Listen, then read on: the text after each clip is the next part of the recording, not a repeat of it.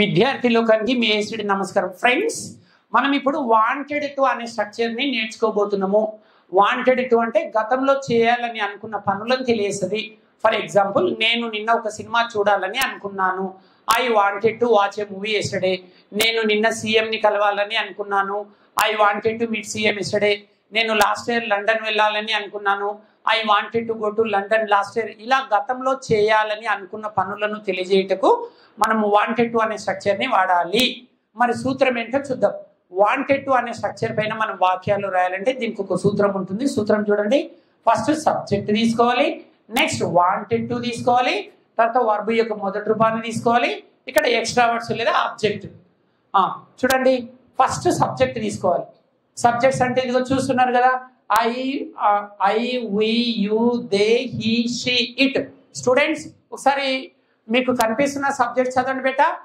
I we you they he she it. మళ్ళీ చెప్పండి బేట.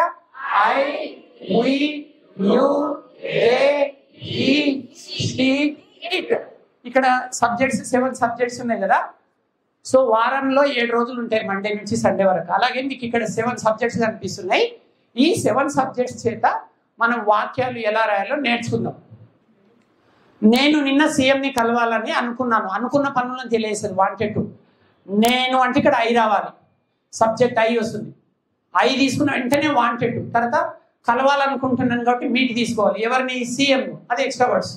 నేను ఇప్పుడు తెలుగులో అడుగుతాను, మీరు ఇంగ్లీష్లో చెప్పాలి. నేను సీఎంని కలవాలని అనుకున్నాను. I wanted to meet CM. Is it right or wrong?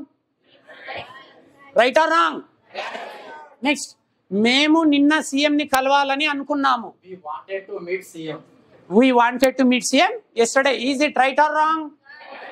Next, మీరు నిన్న సీఎంని కలవాలని అనుకున్నారు. You wanted to meet CM. Is it right or wrong? Next, వారు నిన్న సీఎంని కలవాలని అనుకున్నారు. They wanted to meet CM. Is it right or wrong? Next, అతడు నిన్న సీఎంని కలవాలనుకున్నాడు. He wanted to meet CM yesterday. Is it right or wrong? Right. ఆమె నిన్న సీఎంని కలవాలనుకుంది. Is it right or wrong? So ఎంతసేపు ఈ ఐయుది హీ షీట్ అంటే ఈట్ అనే సబ్జెక్టు వస్తువులకి, పక్షులకి, జంతువులకి వాడుతుంటాము. అయితే ఈ ఐయుది హీ షీట్ అనే సబ్జెక్ట్సే కాకుండా కొన్ని డిఫరెంట్ సబ్జెక్ట్స్ తీసుకొని కూడా ఈ వాక్యాలను ఇంగ్లీష్లో చెప్పే ప్రయత్నం చేద్దాం. For example, my friend KCR అనుకోండి. కేసీఆర్ అనే సబ్జెక్ట్ ఎక్కడుంది? ఇప్పుడు కేసీఆర్ అనే సబ్జెక్ట్ రైట్. కేసీఆర్ నిన్న సీఎంని కలవాలని అనుకున్నాడు. KCR wants to learn. KCR నిన్న సీఎంని కలవాలని అనుకున్నాడు. KCR wants to meet. Wait, నిన్న కదా బేటా. ఇప్పుడు కలవాలనుకుంటే కేసీఆర్ వాంట్స్ టు. నిన్న కలవాలని అనుకున్నాడు కాబట్టి కేసీఆర్ వాంటెడ్ టు మీట్ అనాలి. KCR wanted to meet CM. అంటే కేసీఆర్ సీఎంని కలవాలని అనుకున్నాడు. For example, Chandrababu Naidu. చంద్రబాబు నాయుడు నిన్న సీఎంని కలవాలని అనుకున్నాడు. Chandrababu Naidu wanted to meet CM. Okay. Next, Gautami నిన్న సీఎంని కలవాలని అనుకుంది. సబ్జెక్ట్ గౌతమి నిన్న సీఎంని కలవాలని అనుకుంది. Gautami wanted to meet CM. Right. Next, Akash and Arjun plural, third person plural. Akash and Arjun నిన్న సీఎంని కలవాలని అనుకున్నారు. Akash and Arjun wanted to meet CM yesterday. Right, very good. Next, ఇంకేం సబ్జెక్ట్ ఉంది? మోడీ. మోడీ నిన్న సీఎంని కలవాలని అనుకున్నాడు. Modi wanted to meet CM yesterday. Very good.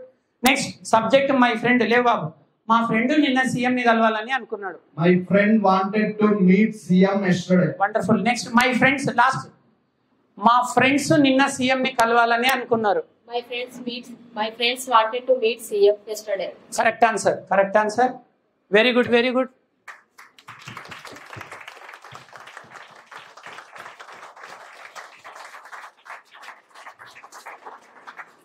So ఇది ఫ్రెండ్స్, వాంటెడ్ టు అంటే గతంలో చేయాలని అనుకున్న పనులను తెలియజేస్తుంది.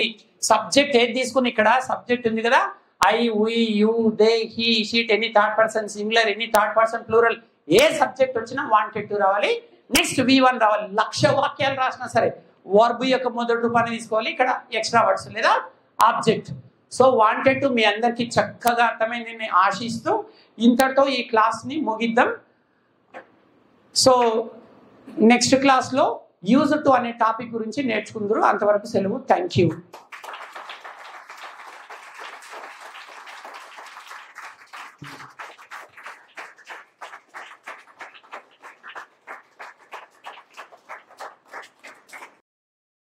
ఏడు కొండల సాక్షిగా ప్రమాణం చేసి చెప్తున్నాను, మీకు కేవలం 7 రోజులలో నేను ఇంగ్లీష్ నేర్పిస్తాను.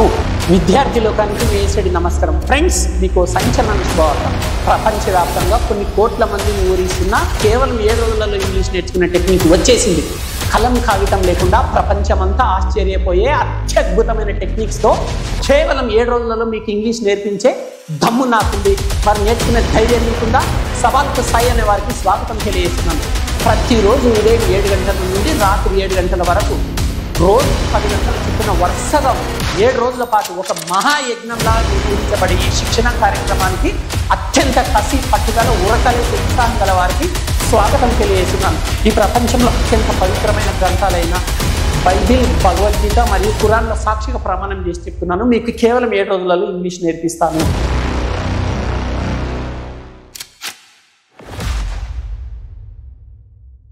కేవలం 7 రోజుల్లోనే ఈజీగా ఇంగ్లీష్ నేర్పించడానికి Indian popular spoken English trainer mister A S Reddy garu ఒక ప్రత్యేక కోర్సుని డిజైన్ చేశారు.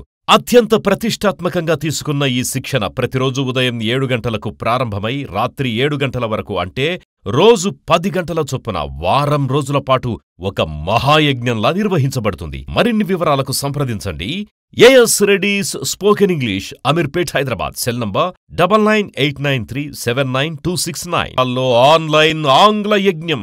ఇంట్లోనే ఉంటూ ఈజీగా ఆన్లైన్ ద్వారా ఇంగ్లీష్ నేర్చుకోవాలనుందా?